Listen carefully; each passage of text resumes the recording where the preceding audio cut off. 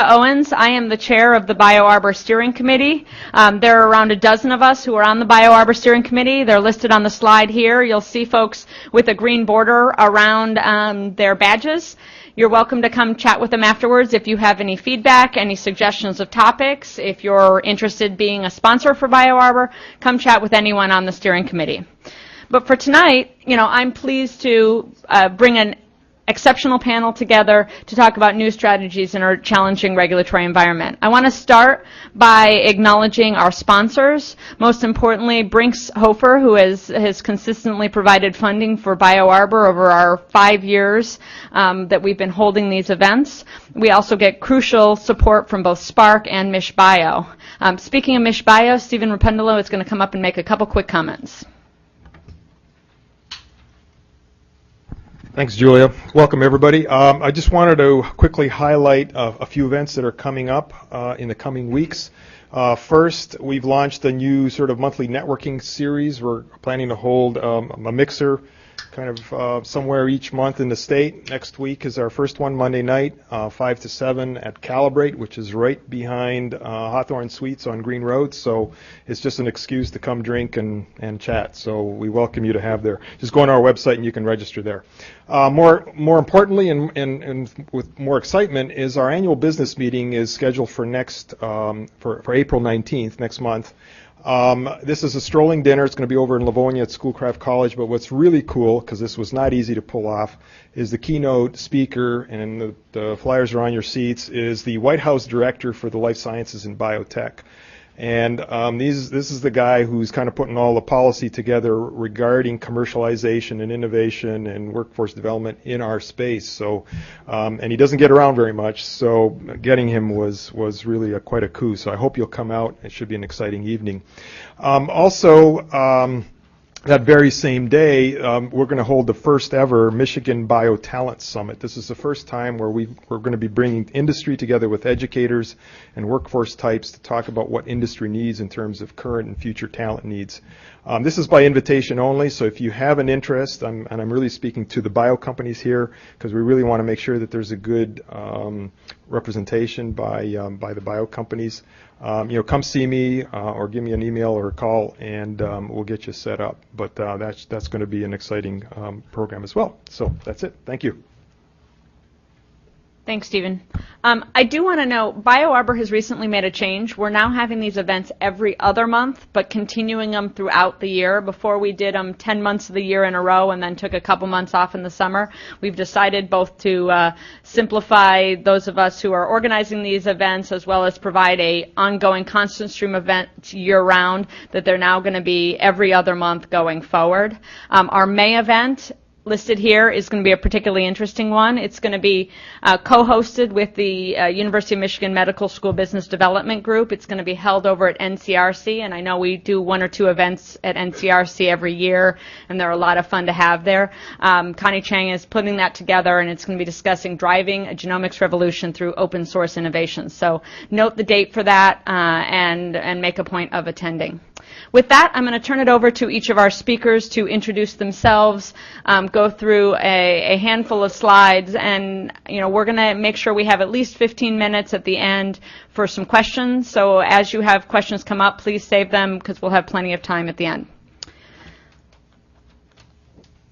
So actually, I'll leave it on that slide. And Mark. Good. So thank you, Julia. Just a brief introduction. I'm Mark Amon. I am head of the Regulatory Affairs practice at Catalyst Regulatory Services. By means of background, I've been working in regulatory affairs for 22 years now. Worked for 3 major pharmaceutical companies, Novartis, Pharmacia, and then locally here at Pfizer. I'm a local boy, actually, born and raised here in Ann Arbor. Came back home finally after being away for a number of years.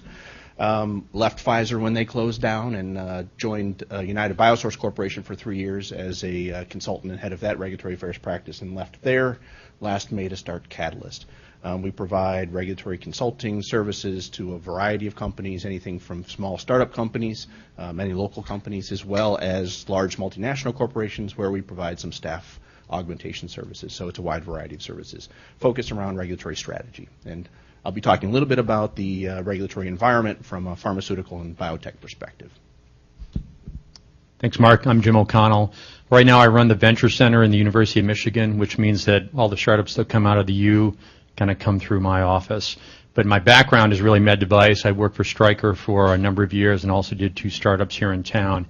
And I've launched more than 30 different medical devices in my day. So I like to think I can still talk as an engineer, but I probably can't. The interesting combination is that as the director of the Venture Center, I get to see a lot of different deal flow, and I get to see unusual happenings in the space, and I still try to keep my finger on the pulse of what's happening, and that's what I'm going to talk about tonight, some alternative paths that med device folks and med device companies are pursuing to get things out to a regulatory market. It may not be a U.S. regulatory market, but a regulatory market. My name is Brian Krause. I think a lot of you remember the company in town here called Park Davis. I see a lot of old faces here. I started there in '82, and my job was to set up some pharmacology in vivo screens for inhibitors of cholesterol synthesis, and also work on some inhibitors of cholesterol esterification, otherwise known as ACAT inhibitors. And I just learned from Raleigh tonight that one of those ACAT inhibitors got orphan designation, so a resurrection of an old compound for repurposing. That's great. I screened a compound in '87 that I think Alex might remember this PD number, 134-298-38A. Anyway, I told Roger Newton, my boss, that this is a good compound. It really lowered cholesterol really good in my rabbits. And that turned out to be Lipitor. So it was a long journey, and when they left town, I decided to join a couple other ex-Pfizer people to put AlphaCore together. And I'll tell you a little bit tonight about one of our efforts, one of our indications at AlphaCore.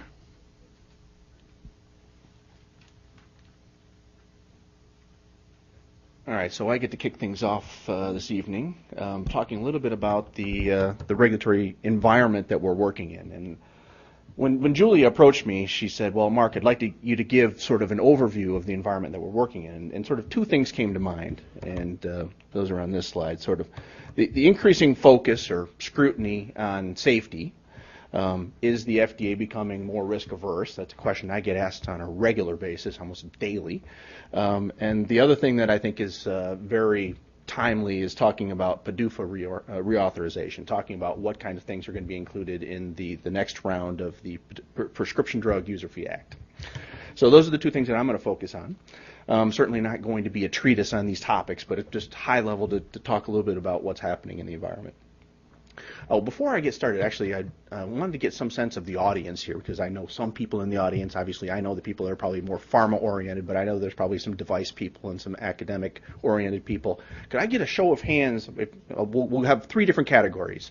Pharmaceutical/biotech, that's 1. Medical device, that's 2. Or academic, that would be 3.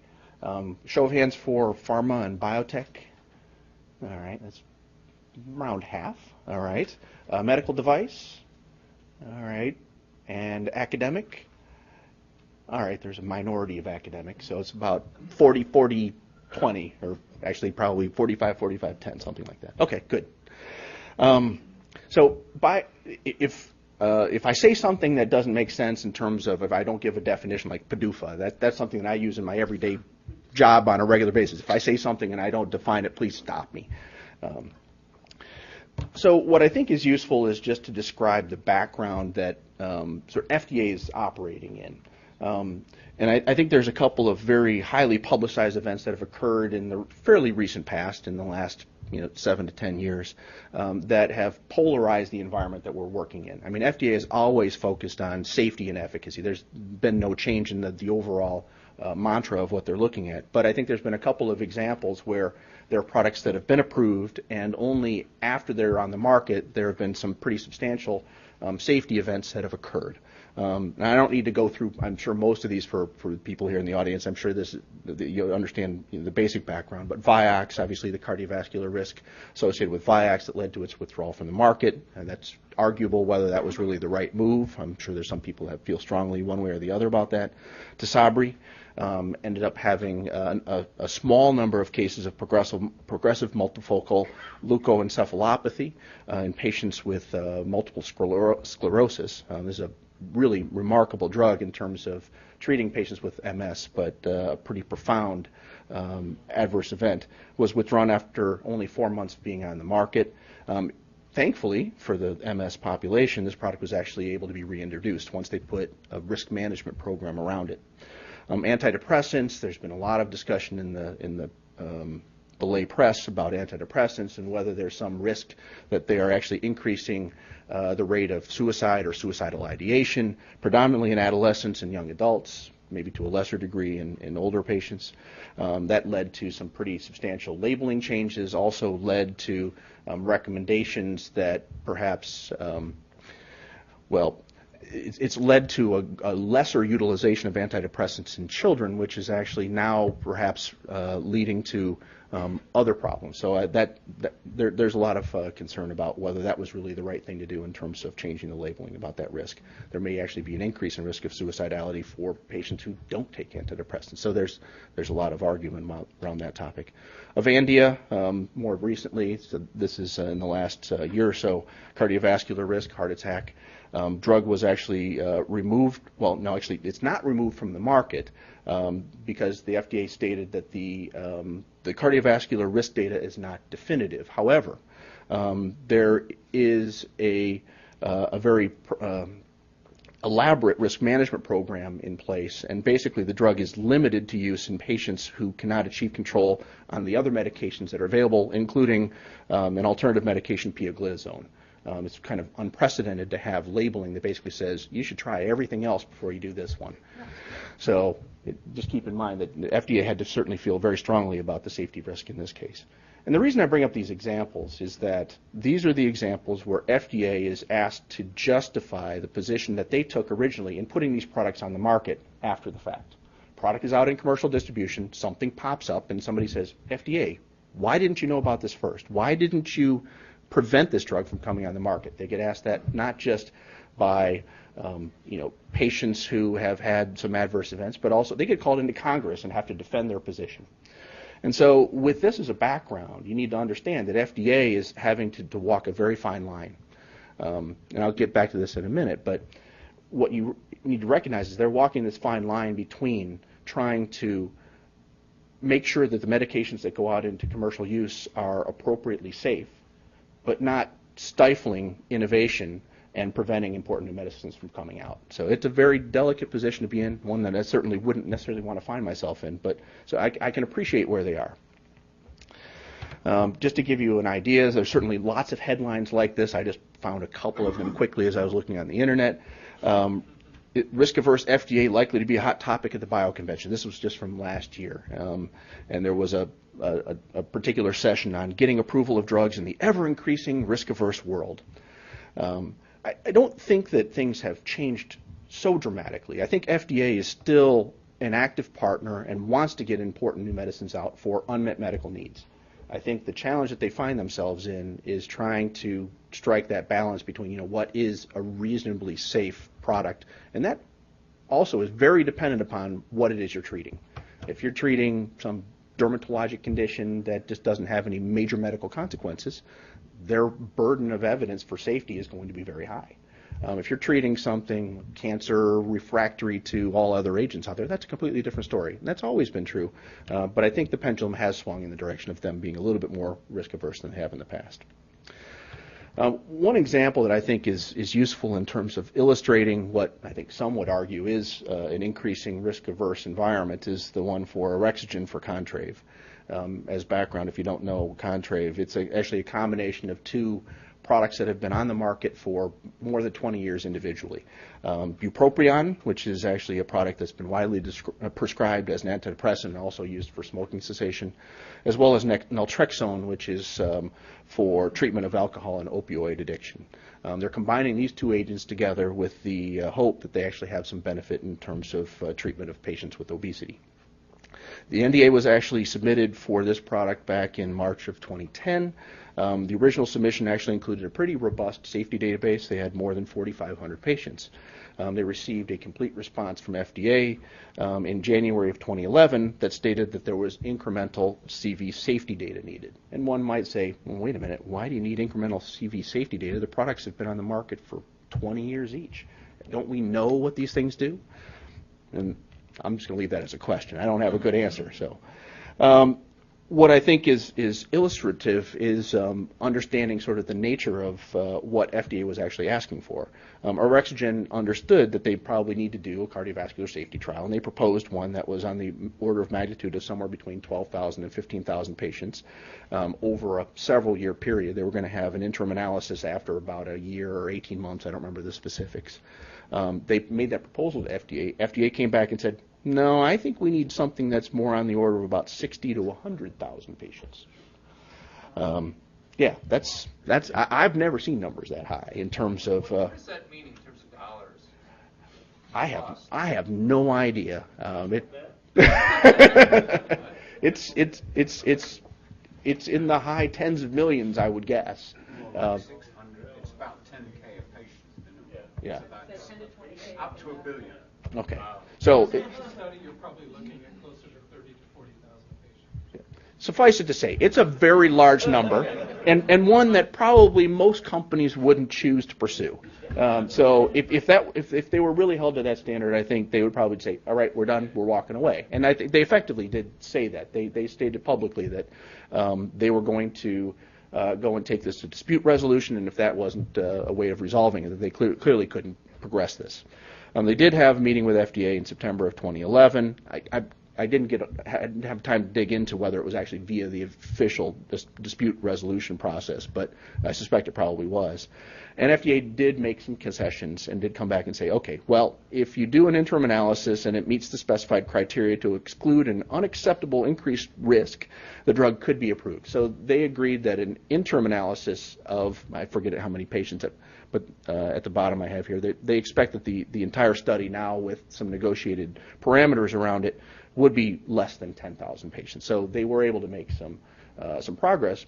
The good thing is that they actually went through the official appeal process and didn't just take what FDA told them at face value. John Jenkins at FDA, one of the senior individuals, has stated publicly numerous times. He said, companies need to understand that we don't always get it right the first time. We have many junior level people. One person's opinion doesn't necessarily represent the collective opinion of the FDA. If what you hear doesn't seem to make sense to you, appeal it. Appeal it through the proper channels, within the division first, within the office next, and through the ombudsman and the official appeal process if needed. And thankfully, Orexogen had the wherewithal to actually do that and got back to something that I think is probably manageable, probably still more than what they think is necessary given that the products have been on the market for 20 years, but nonetheless, at least a path forward. And how long does that appeal process take? Well, they had some discussions. It wasn't terrible. I mean, I don't know the official timelines. I suspect it's probably entitled to a Type A meeting, which should be granted within 30 days of requesting a meeting, but I'd have to go back and look at that. So what do I take away from this? Well, and as I said sort of at the beginning, we find ourselves in the regulatory environment that the pendulum tends to swing back and forth. It swings to the point where the industry and patients are of the belief that the safety requirements are making it near impossible to get new medications approved. It's either making it cost prohibitive, time prohibitive, or some combination of all the above. And then there ends up being some pressure put on FDA. They start to liberalize. They liberalize for a period of time, and then we get to the point where people are saying, well, you're letting unsafe medications go out on the market. The pendulum continues to go back and forth. I think we're right now in the part of the cycle that they're being relatively conservative. One might argue that, okay, that should lead to important new medicines perhaps becoming available in other markets before they are in the U.S. That's usually one of the criticisms that happens at that point in time. And I'll show some data in a little bit to show whether or not that's actually happening. It's important to note that this isn't just an issue that's happening within FDA. Certainly, Congress is going to have some influence on how this is actually going to be managed in terms of how they're funding what's happening at FDA. I thought this quote on the bottom was insightful and I think representative of the way many companies are looking at the environment right now. In the new world of constrained capital, we have many examples of companies that have been shuttered because when FDA asked for more data, more studies, more work, investors were simply unwilling to step up and fund that. I think the Orexigen example probably would be one that would fall into that kind of category had it held true as the way FDA requested it in the first place. Regulation has really increased the likelihood that investors in the first instance or even downstream would not continue to make investment in important technologies. That's something that's obviously of concern. So I pulled a slide. This was out of the CEDAR year-end review. This was given by John Jenkins. It's available on the FDA website. And they talk about the number of new chemical entities that are approved in the given year, how they're doing against the PDUFA goals, et cetera, et cetera. And I pulled this slide out just to look at whether there was any evidence that important new medicines are becoming available in other markets first before they are in the U.S. to a greater degree than they had in the past. And that's actually what this slide is actually showing. So in the blue bars, you see the number of new molecular entities that are approved first in the United States. The green bars are those that are approved first somewhere other than the United States. And then the red line represents the percent that are approved first in the U.S. And you might argue that there's a downward trend in that red line towards the end. I would hope that that doesn't continue downward. But I don't think there's a precipitous drop that's been evident in the last couple of years. But there is certainly a downward trend in the last couple of years. And then the last thing I wanted to say from the perspective of FDA productivity, and this is one of the things that people often look at for a sense of how effective FDA is in getting important new medicines out there. This is the number of new molecular entity filings, so submissions of NDAs and approvals. And you can see certainly there's been a downward trend from the mid-90s to the 2000s. We had one year 2004 where things went up a bit, and then so there's a mixed bag of messages here. One, certainly industry has been less productive in coming up with important new medicines to actually submit to FDA. That's certainly evident in this graphic. And then there's also evidence that FDA has been approving fewer medications, but they have less substrate to start with. Certainly, it's interesting to note the 2011 cohort is at least numerically greater than the last few years. So we're certainly hopeful that things will continue to improve in terms of productivity, in terms of getting new medicines in, and FDA getting approvals out.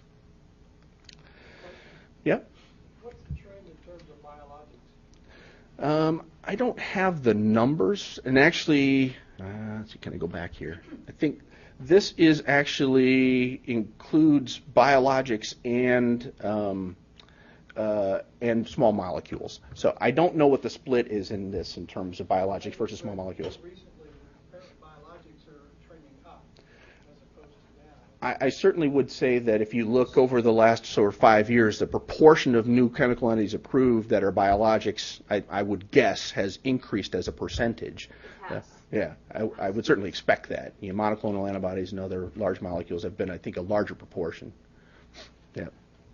Wayne, so much so that along with the reauthorization of PDUFA, for the first time there's going to be a user fee for biosimilars. Yes. As well as generic.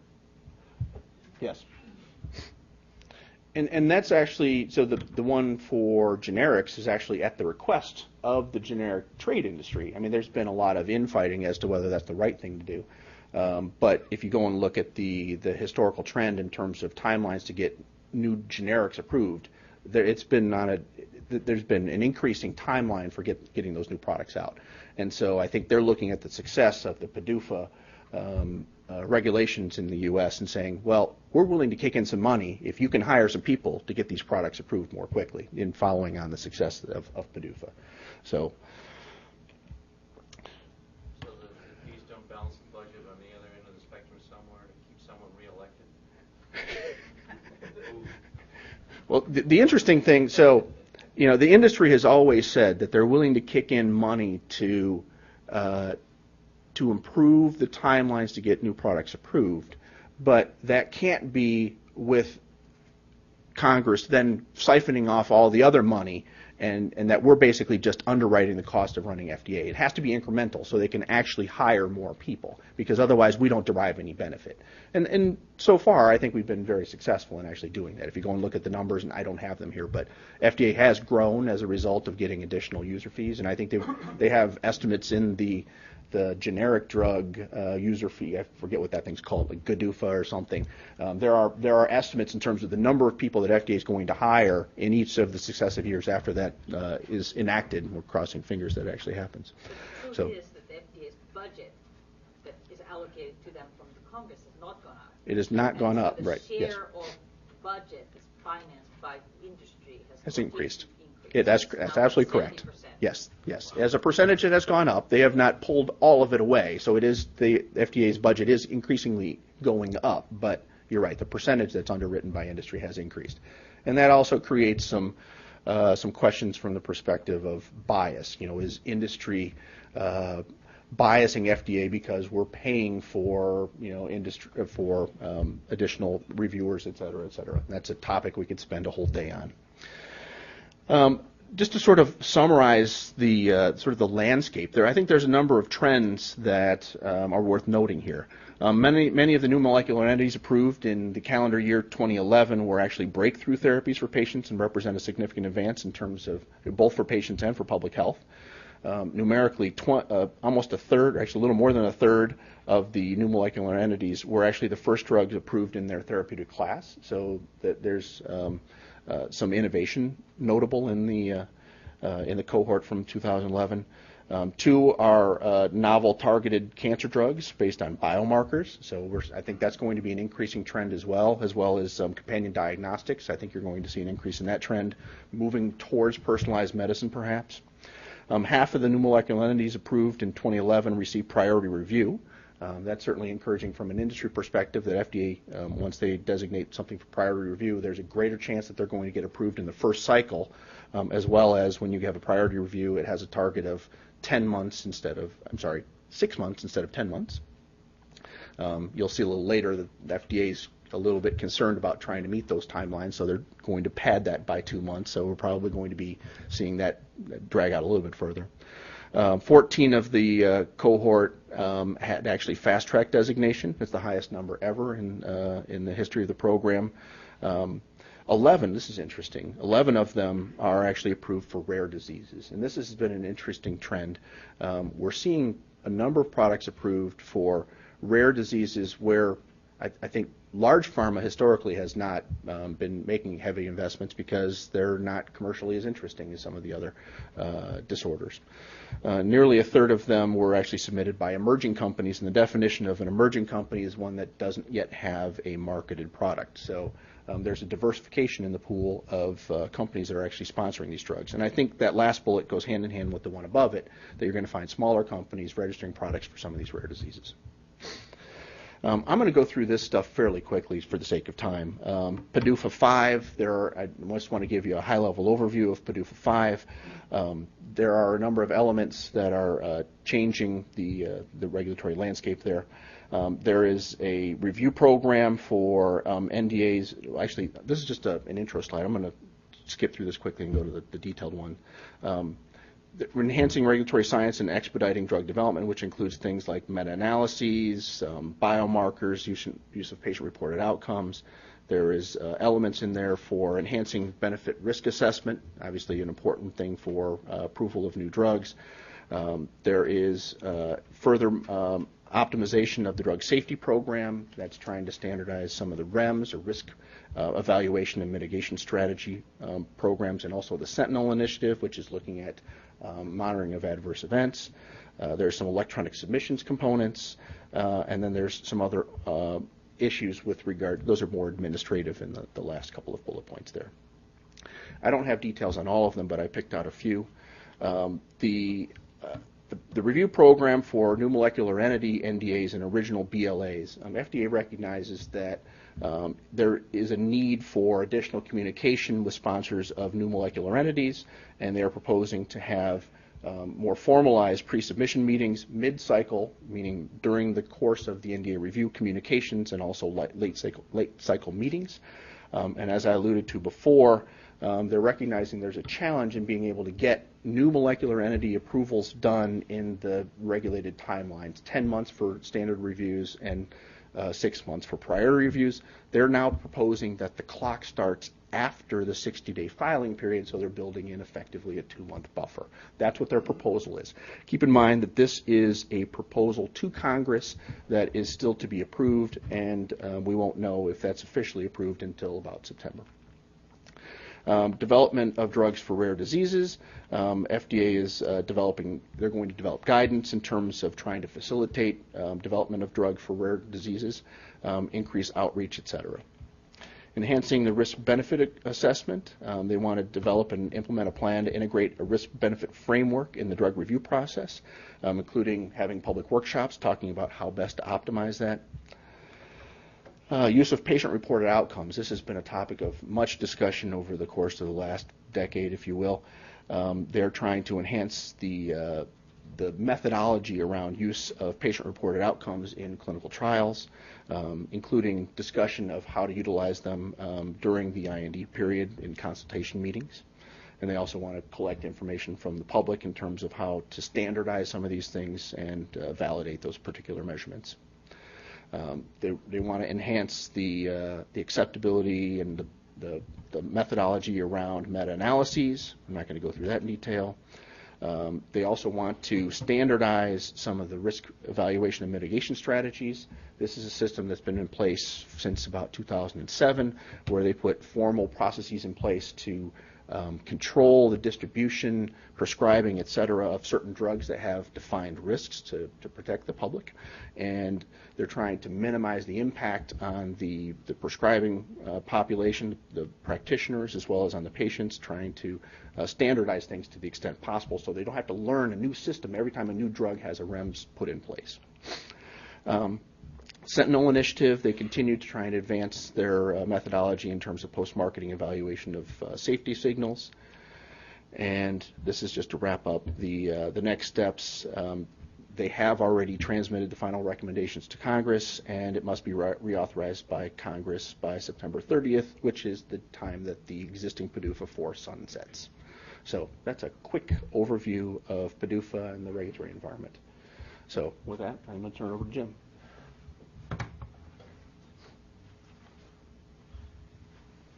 Thanks, Mark. Very quickly, what I'll do is outline from the device side a lot of the similar points that Mark has already brought up. You'll see actually some graphs that look relatively similar. It's really talking about the unique aspects of the novel approaches to medical device regulatory approvals. So the now is the situation as it stands. So about half the crowd, I'd say, was medical device folks, and to the the pharma side, you probably don't necessarily understand all the acronyms that come along on the device side.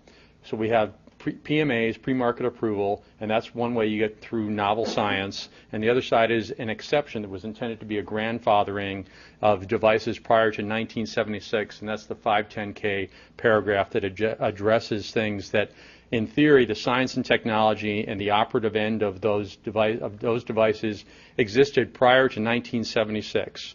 But it's kind of shocking, and for the people who aren't in the device world, but 90% of the devices that are out on the market right now, currently used, claim to be predicated by technology and science that existed prior to 1976, which is a bit ludicrous. And that's really where the FDA is coming at this, in terms of Mark talking about the pendulum. The pendulum is clearly that's not the case. But unfortunately, if you will, that's the shortcut path to getting a device approved, is the 510K. And then the question really is about the future, as the pendulum has started to swing on the device side as well towards slower and more onerous approval process. It looks like things are really trending towards a PMA. So we can get away from the idea that, you know, devices really, this existed prior to 1976. We've got to step away from that. So here's the last 5 years very quickly. I don't have 2011 data, unfortunately, but The last 5 years in terms of how things have gotten longer. It's taken longer in general across the board in all categories for devices to get approved through the FDA. And you can say, well, it's 20 days, but the fact that there's a clear trend and it's pointing in only one direction. That's 510Ks, right? These are 510Ks, not PMAs. PMAs, again, more than 90% of device approvals any given year are 510Ks. PMAs really represent a very small section. So here's another graph, and it's much like the one that Mark showed earlier as well. 3 different lines on it. The green line shows the percent approved. So in other words, so many come in and so many get approved. And you can see there's a definitive and a very linear, I might say, line pointing in a very bad direction. Perhaps even more disheartening is not just because the percentage is the difference between the other 2 lines below. It's the fact that overall submissions have actually dropped. And I think, and Mark, you mentioned that there's an uptick on the drug side, but there has been no uptick on the device side. So not only are the percentages dropping that get approved, but it would appear that fewer and fewer people are trying to put innovative devices even through the 510K process. Jim? Yep. Do you have any way of, or has anybody broken out novelty in those filings? You know, some 510K clearly are novel devices trying to find a way to get through without PMAs. Some 510Ks are really just a modification of an existing device. I haven't seen good numbers, I'll say. It gets very difficult to start chopping that up, as you can imagine. But I haven't seen that people are trying to get those things in under the radar. So the interesting piece of the FDA, and when I talk about innovation, I'd say innovation dropping. They come back and say the reason we're not getting innovative medical products out is because you're giving us bad quality submissions. And it's happened on the drug side and as well as on the device side to say that, hey, it's not our problem, it's not our onerous bureaucracy, it's because you guys just don't give us something that's easy to approve, which in some ways is very shocking. We talk about pendulum swinging in policy. It's actually it's bothersome that the bureaucrats can actually think that way, that they want to point the finger back at industry and say, you guys just aren't doing good enough work. To be fair, though, Jeff Shuren, who's head of CDRH for the Center for Devices and Regulatory Health, who manages all the device flow, so 510Ks and PMAs, has stated that in 2011, and I haven't been able to get out the numbers, that there was an uptick into the number of submissions and that they have improved the approval time as well as the approval percentage, but I think the numbers just aren't quite out yet. Stephen? Depends on how you count. Sure. It's according to their clock, Right. which is not our clock. Is this tied to the economy overall in terms of level of investment and risk aversion of investors? Is there some correlation there? Or is it, I would say this trend in the last year is a reflection of some of that economic as well as the change in the administration, quite frankly, is when all this changed. When Margaret Hamburg took over, I think the attitude changed dramatically. And then that's just reflected here, that people finally said, okay, we're done. We're not trying that game. Jim, another question about the data you may not have. Are there particular categories of medical device that are suffering more than others? I don't know. I don't have a good answer to that. But at least, you know, ophthalmics, which is the area I know about, yeah, it has become so difficult to get the approvals through the FDA. Many companies have chosen not to enter the U.S. market full.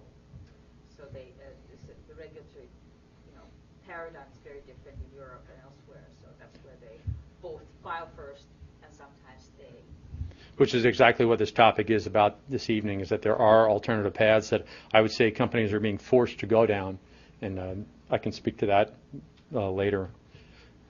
Trying to be fair to the Jeff Shurens of the world, that February, last month, there was people on the device side may have heard, last summer there was a big to-do that came out. The Institute of Medicine recommended completely eliminating the 510K process. And there was this big shock of, oh my gosh, we aren't going to get any devices through. Everything's going to have to be PMA. It's going to be on the order of 60,000. It wouldn't be 60,000 for devices, but thousands and thousands of patients to prove to get a normal, or what in previous years should have gone out with, in some cases, no patient data.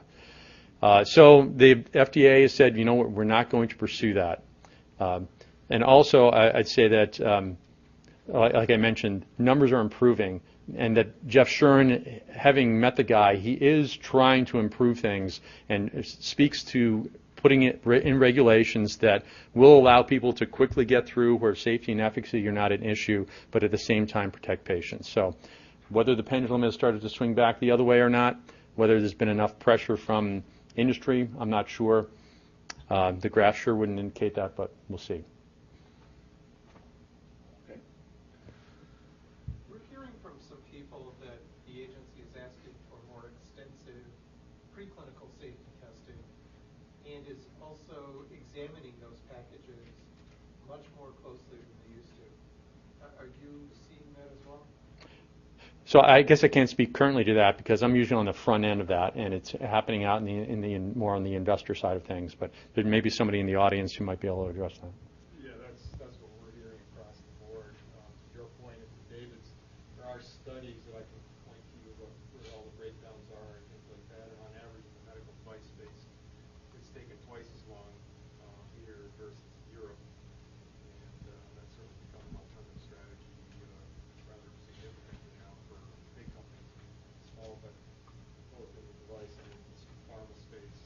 The FDA is certainly scrutinizing much more.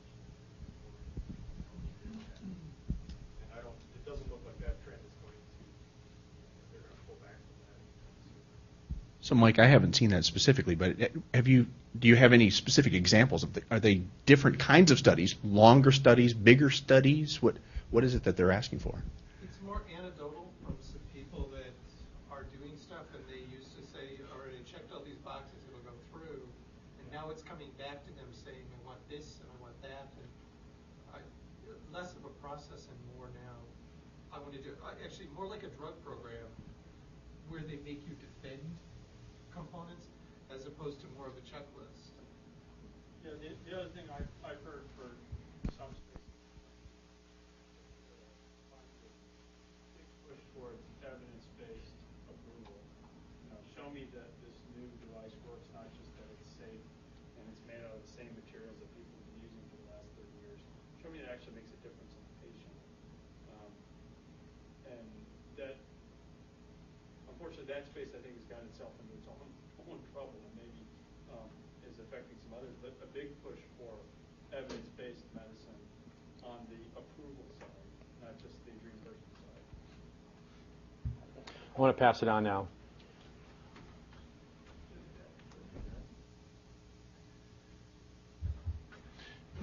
Well, I think I was chosen tonight because I'm an example of a local company that had to kind of do regulatory on their own with some consultants to help out. And I told you earlier that we at AlphaCore had a couple of different pathways that we are working on, or indications. We are developing a recombinant protein called LCAT, L-C-A-T for short, and I'll tell you a little bit more about that in a moment. But initially, this protein was designed for patients with acute coronary syndromes, patients who have, had a heart attack. And as you know, that's a long haul. That's a lot of patients. It's a lot of money, and a lot of big pharma are not keen on that at the moment. Some are, but most aren't. And it came to our attention that maybe another alternate pathway would be the orphan pathway. And so I'd like to just go through a couple of thoughts tonight about our experience with this approach. As you know, the Orphan Drug Act was passed to encourage companies to treat patients with very rare diseases, and that's defined in the U.S. as diseases that affect fewer than 200,000 patients. And what this will get you if you actually succeed in getting the designation is 7 years of marketing exclusivity, and I think a subsequent slide goes into this a little more detail. There are tax incentives for doing for the research expenses that you incur later on in the clinic, and One thing that we've taken advantage of is to interact with the FDA with respect to design of clinical trials. There's also a grants program. They have, I think at last time I looked, about $14 million available in their budget for grants to help with the clinical trials expenses. And there's also favorable pricing for the product later on, and also you mentioned the PDUFA fees. These are also waived, actually, if you get orphan drug designation. Not trivial. Yeah, and that's a huge benefit.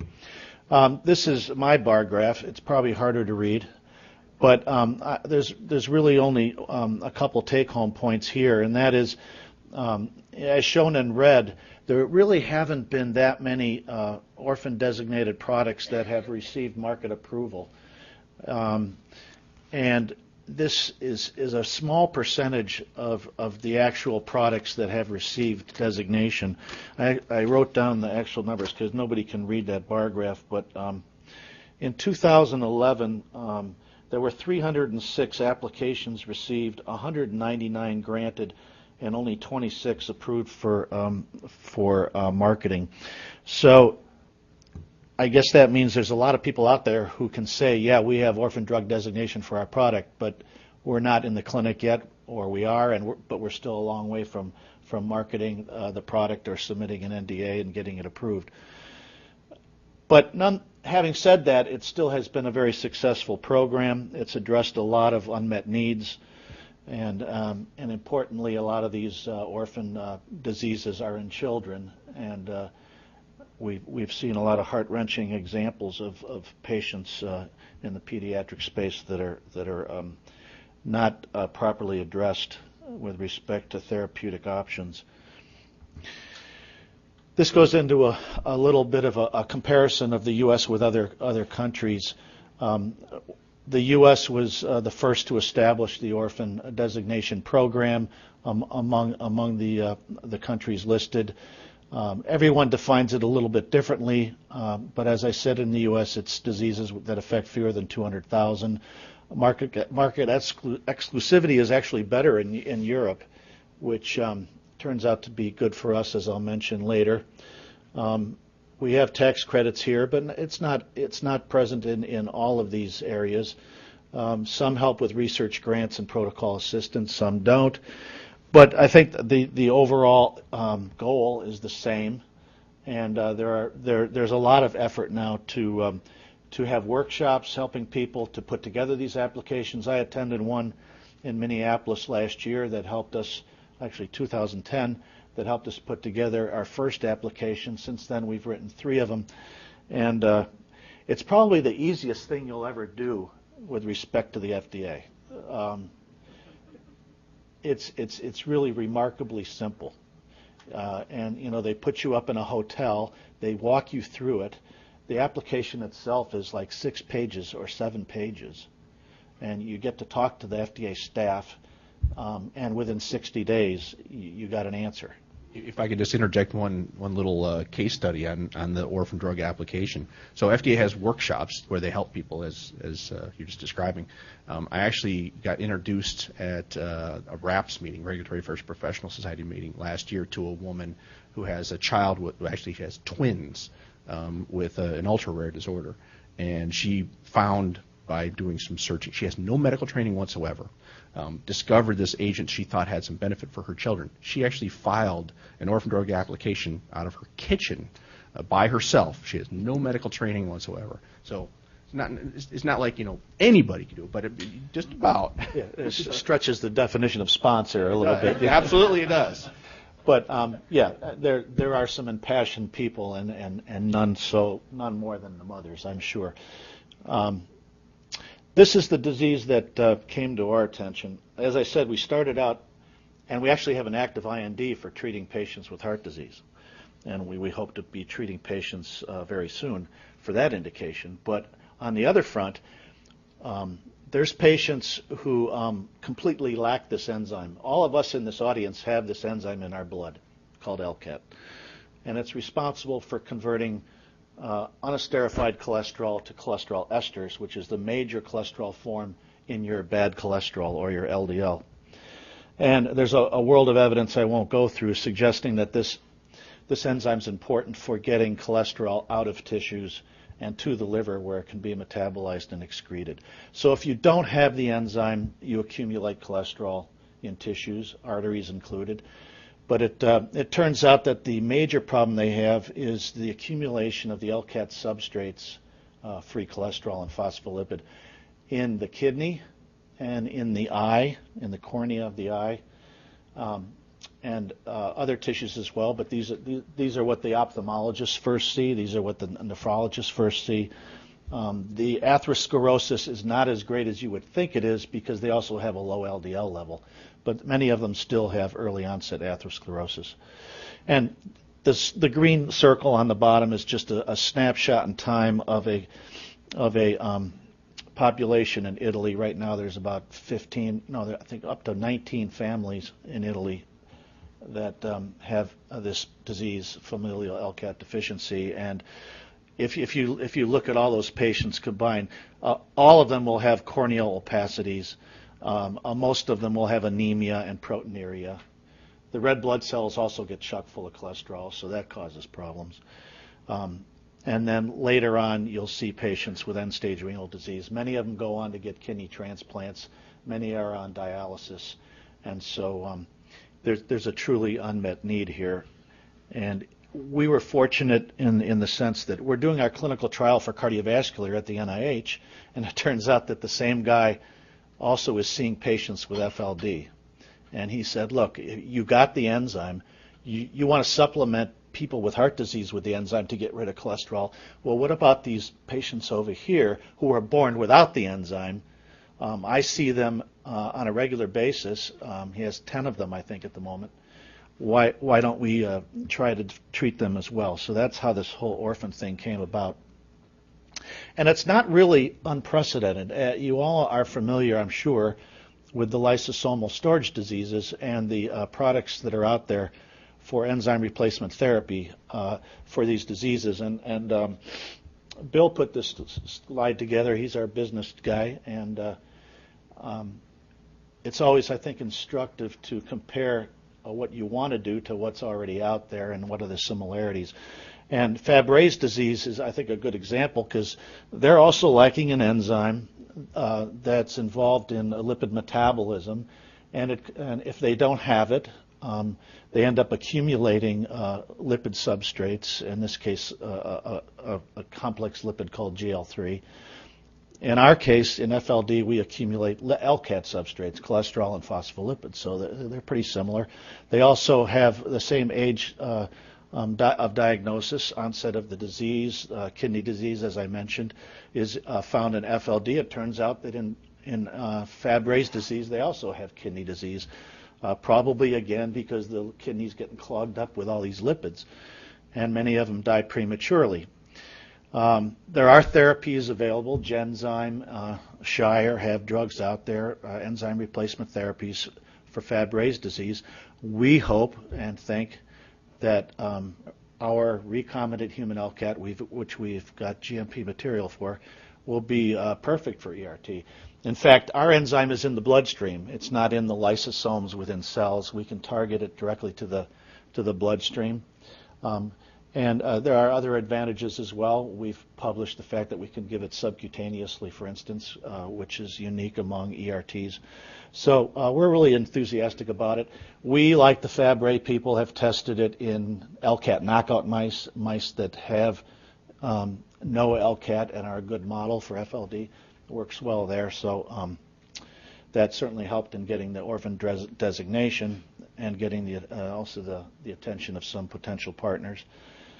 The patient population is admittedly larger at the moment, we think, for Fabry's, but it's important to point out that when they started out, they didn't think there were that many.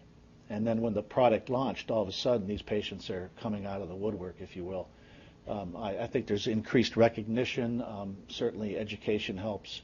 But when the product's available, word of mouth, education, and so forth, you find more patients. Right now, we think there's between 500 and 1,000 FLDs out there, and we think there's probably at least tenfold more than that. And we've been contacted by a lot of KOLs who have patients.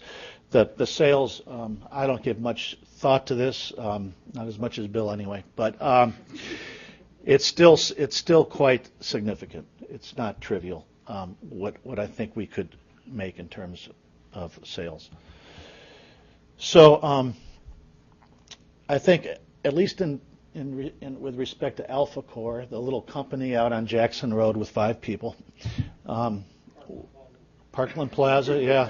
Yeah, I should mention David helped us to get started years ago. He actually helped us put together a business plan. We had no idea what that was. But that was back in 2007, wasn't it, David? Yeah. Anyway, we think this could be a breakthrough treatment for these familial LCAT deficient patients.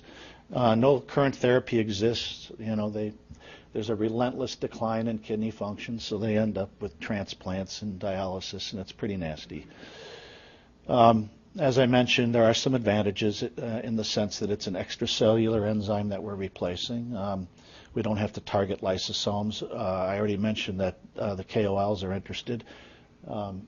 Several of those are in the United States. We think that we can get approval rather quickly. Well, there's not a lot of patients, so we can't do huge trials.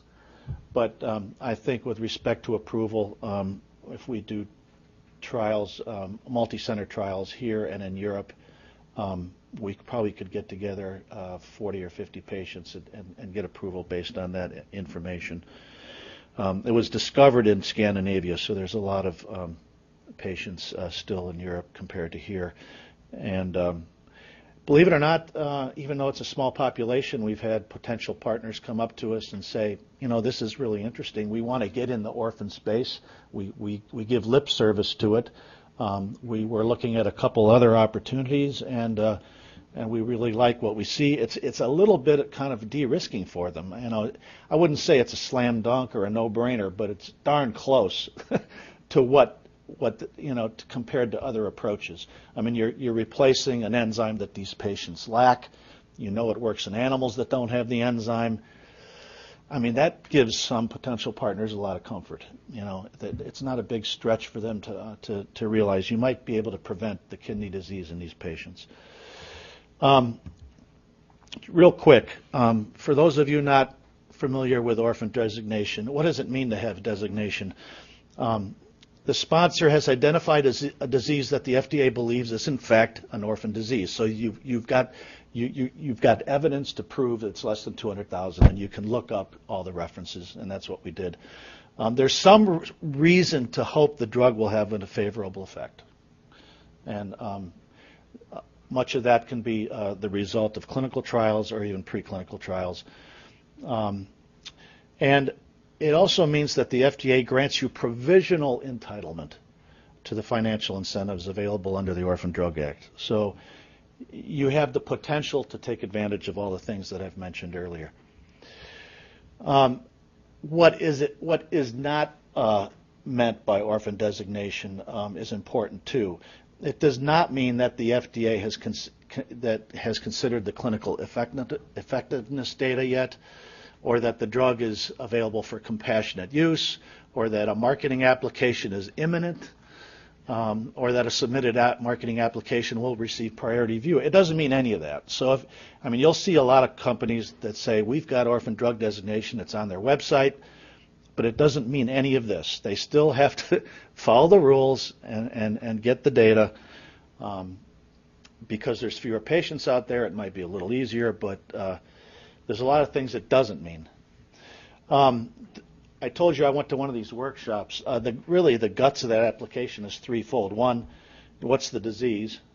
Two, what's the medical criteria? Is there really promise that this thing's going to work or not? And in our case, all we had was animal data in a model of the disease. But you can, if you have clinical data, that's even better. And then, of course, the prevalence criteria, which is pretty easy to come by.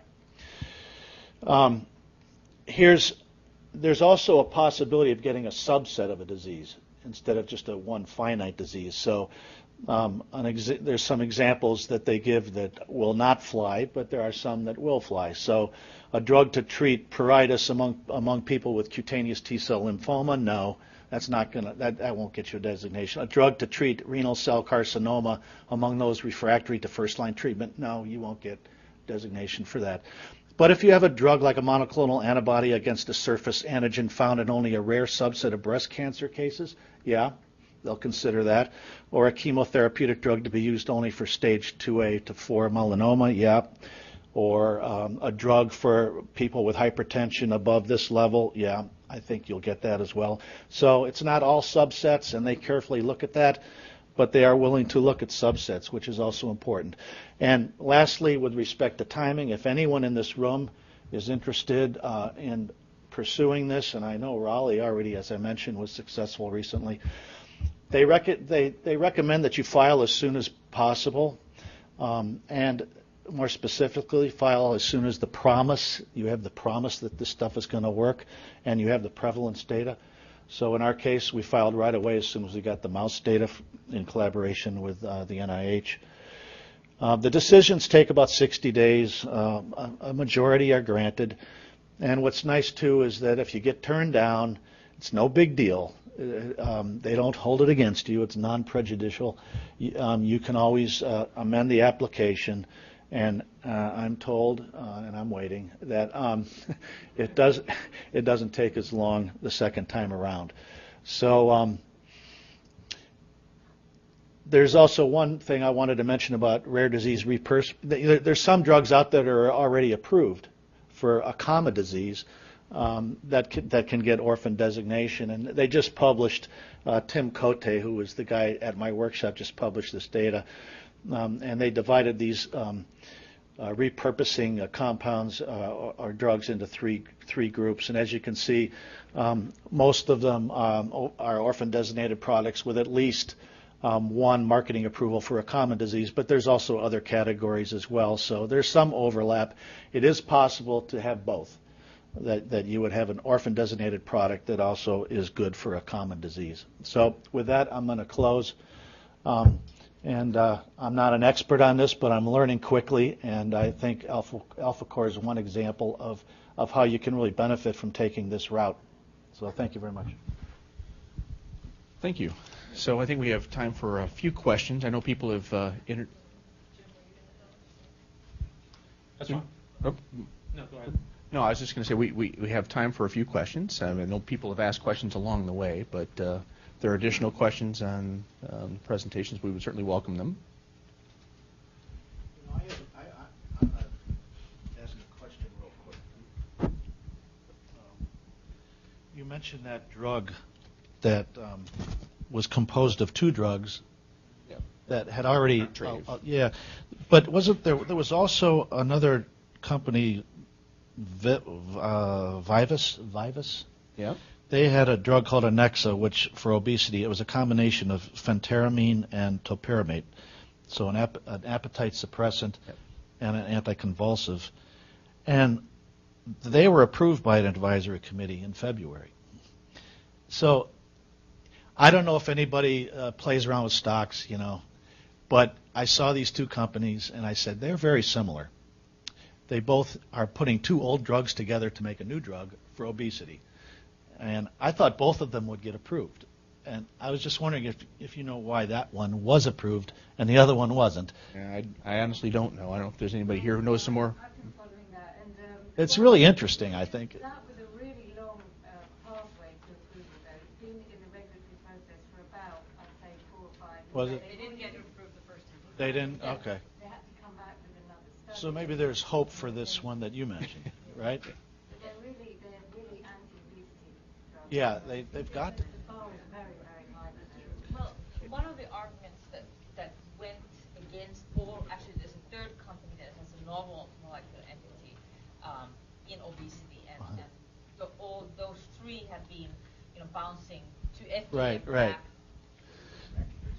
multiple times, and so initially each one of the three was not approved. And one of the arguments that the FDA has used, in addition to we need greater safety databases, is that the effect on obesity isn't that great.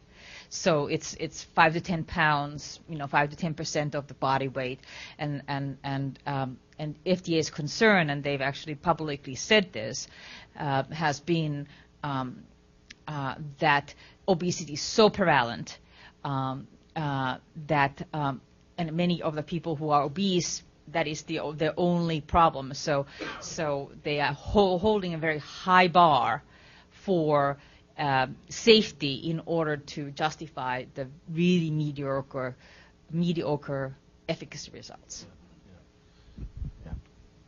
Yeah, that's not really surprising, and I think that's consistent with the way that they look at other disorders as well. I think the magnitude of the benefit, they're basically saying that the safety concerns has to be offset by the magnitude of the benefit, and they're saying this is a marginal benefit in their eye. And so, yeah, I certainly see that. And you can add to that the fact that everything which has gone into obesity, which works through the CNS, has been involved with mood disorders. There's no reason to believe these won't. I mean, an antidepressant at half the normal clinical level is going to zonk people. There's no two ways about it. So that's been a constant question that I've been asked, and that is that are there certain disorders that have sort of some baggage associated with them? Obesity being one, antidepressants being another. Is the hurdle somewhat higher in those areas from a safety perspective just because of the disorder you're trying to treat? Even if you might have a completely different, mechanism. I don't have a good answer to that. I personally think the answer is likely yes, but I don't have a good rationale for why that would be in all cases. Well, I think Alex is right. It often goes to mechanism. The CNS acting drugs probably are something they want to keep an eye on, but then they've had this bad experience with cardiovascular effects. So you probably have to jump through hoops and do cardiovascular safety and whatnot very early on. And then there's other classes. You're well aware of the nuclear receptor story. How many billions of dollars did Big Pharma put in the nuclear receptor area? PPARs, LXRs, FXRs, you name it. And to this date, there's still not a drug. And I think you mentioned one of them in your slide. I think one poisons the well, and then from there on out, everything's scrutinized so strongly that uphill battle. Congress has at least some. Just for the people behind you to make sure they can hear. This is. Go time. It's on. Okay. This is a non-medical question since I'm out of my element here. I'm a materials person. I'm not a medical person. But that's okay. If Congress has impact on all this FDA regulatory process, and that's scary, first of all, because those people are even less understanding of these concepts than I am, probably because they have no background in any kind of science and engineering, but that's another whole issue. They're all lawyers and accountants, but they're making decisions that impact the general public. If the baby boomers who continue to age demand that, look, I don't want to go to Europe to get my drugs and my revolutionary innovations. I want them here in the States so I can get access to them readily. Can we really push this pendulum back politically somehow? That's a hypothetical question. That's a good question. I mean, it's almost like, can you put the genie back in the bottle? I mean, I think go back and look at my slide and see those very polar examples. And if I'm Russ Katz as head of the neurology division, or somebody who's head of one of these divisions at FDA, and you put something in front of me and I see that there's something that has some risk associated with it, I got to be pretty darn sure that this isn't going to blow up in my face, because the last thing I want to do is be paraded in front of Congress and be asked the questions that these guys are being asked. It's like, why on earth did you approve this thing in the first place? Because you can always go back and look at the data set and find something that seemed to suggest this. Now, obviously, hindsight's 20/20. So it's a very, very difficult line to walk. In short answer to your question, no, I don't think that we can easily do that. I think where you can do it is in areas where the unmet medical need is great. I think that's where I think we have more leverage in terms of being able to push. I mean, adding new medications in areas that are reasonably well satisfied, I don't think FDA is going to bend at all in those areas, because that's where they're taking a lot of liability for not a lot of upside value from a public health perspective. So I think it is looking in these rare disorders, it's refractory disorders, it's things like that where I think that we can have a little bit more influence. So if you throw out Alzheimer's as an example. So Alzheimer's is an area where there's been a number of very publicly acknowledged failures. And I think I've actually had numerous meetings recently with FDA about important medications that have the potential to, whether it be prevent or disease modification for Alzheimer's. FDA is very enthusiastic and I think very supportive of bringing those medications forward. The biggest challenge in the treatment of Alzheimer's is trying to figure out how early in the disorder we actually need to have an intervention. And it oftentimes is going to, well, what I think the science is leading us towards is having to treat patients very early, pre-symptomatic. And the question is, how do you select those patients before they're symptomatic? And if they're not symptomatic, how do you design a trial that's practical to actually show that there is some kind of medical benefit? You have to follow them for long periods of time and show that they don't convert to frank Alzheimer's. So there's a lot of methodologic challenges. I don't think we have a regulatory concern in that area. I think FDA is going to be an active partner. The biggest challenge here is that I think a lot of companies are leaning towards using biomarkers to come up with ways to come up to do practical trials, i.e. small enough numbers and reasonable durations to be able to show a benefit. And FDA is saying, well, I'm not sure your change in that biomarker is actually going to mean anything in the big scheme of things. I'm kind of dumbing it down a little bit here, but that's the biggest challenge we have right now, is showing a correlation between some of these things that we want to use methodologically and what they believe is actually going to be some kind of clinical benefit. But I don't think that they're going to be a barrier in terms of getting an Alzheimer's drug out there. And to address it from the device side, I guess in terms of politically being able to move things, I know that Jeff Shuren, having watched what he's talking about, they are acknowledging in their statements that they realize that there are deficiencies and the pendulum may have swung a bit too far, and they are taking steps they're trying to take steps to move back and to recognize the issues that are at hand. So I guess the positive is that some of the people at the very top of the agency do recognize that. They talk about it, whereas I would say a year ago that was not happening. So if that's coming from political pressure or industry pressure, I don't know. Yeah, well, election year, is that position still a politically appointed position? And 9 months from now, we go right back to a new head of the FDA and we start all over again? Or how does that work? Yeah, I believe it is. It is, but she's not going to be, it'll be after the election when that gets determined. But Mich Bio I spend my time on Capitol Hill fighting this precise battle on the medical device, the pharma front, you name it. It is a tough slog. You point out about the medical device. Yes, a year ago he was singing a different tune, but it's been only because of a lot of industry pressure where they've changed it. And so the current user fee act that's been negotiated, and the medical device one was by far the worst to negotiate, took the longest, and that's where we built in a lot of pay for performance. And it's only because of that the FDA started singing a different tune, but they've kept their clock, which basically, I don't know how most people understand that the FDA, the way they would work, especially with devices, was if you put in your submission, the clock started. When they sent it back to you for questions or not, they stopped the clock. When you resubmit, when you gave back an answer, they started the clock again and so forth. And so they would say, oh, well, it took us 6 months. Well, no, because the way we count it is I submitted it here and I got approval there. It took 12 months. So now in the new negotiated settlement is that they will still count by the FDA clock, but they're now going to count it by the total clock as well. And there's going to be science involved in terms of comparators and all that.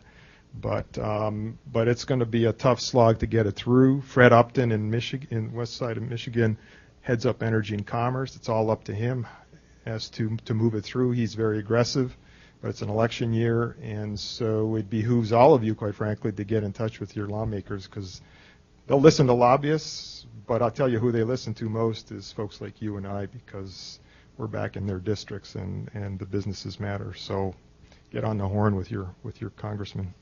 With that, I think we'll wrap it up. We've run over a little bit. I'm glad there were so many questions and we had so much interest. Can we thank our speakers?